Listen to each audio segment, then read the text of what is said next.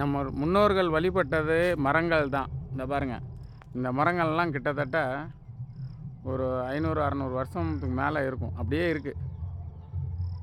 இதே கண்டிஷனில் தான் நான் சின்ன வயசில் எனக்கு தெரிஞ்சு 50 வயசுக்கு மேலே எங்கள் அப்பாவுக்கு தெரிஞ்சு இதே தான் கும்பிட்டுருந்த செடிங்களில் தான் கும்பிட்டுருந்தாங்க. இதில் வந்து ஒரு மணி, ஒரு இது ஒன்று கட்டியிருப்பாங்க. இதை விட என்ன பழமையானது ஒன்று இருக்குது. இன்னொன்று பார்த்திங்கன்னா ஒரு 600-700 வருஷம் இருக்கும். இந்த பனை மரம் பாருங்கள், மேலே இந்த பெரிய செடி, இது வந்து கோவில் செடின்னுவாங்க. இந்த பனை மரம் தெரியுது ஹைட்டாக, எல்லா மரத்தோட ஹைட்டாக தெரியும் ஒரு பனை மரம்.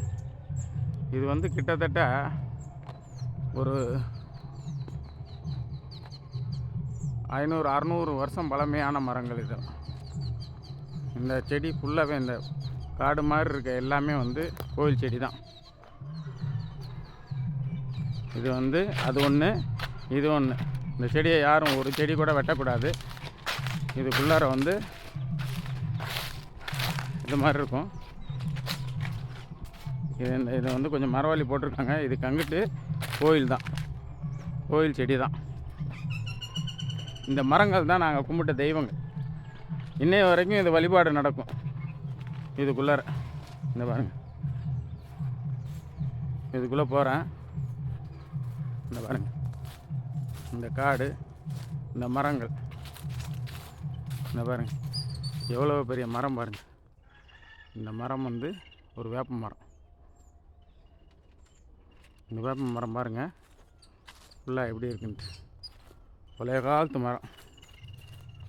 இந்த பாருங்கள்,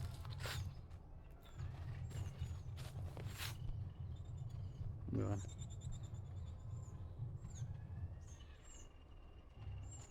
இந்த மரம் வந்து கோயில் மரமாக இருந்தது. இந்த பனை மரம் பாருங்கள் சென்ட்ரலாக இருக்குது. இது வந்து எல்லாத்தையும் விட ஹைட்டு. நீங்கள் எங்கேருந்து பார்த்தீங்கன்னாலும் இது முனை தெரியும், அவ்வளோ ஹைட்டு பனை மரம். இதுதான் எங்களுடைய குலதெய்வமாக நாங்கள் கும்பிட்டு இருந்தது காலகாலமாக. எந்த உருவமும் கிடையாது இதில். பாருங்கள், இதில் வந்து இது வந்து ஒரு கல் வச்சு தேங்காய் உடைக்கிறதுக்கு ஒரு கல்.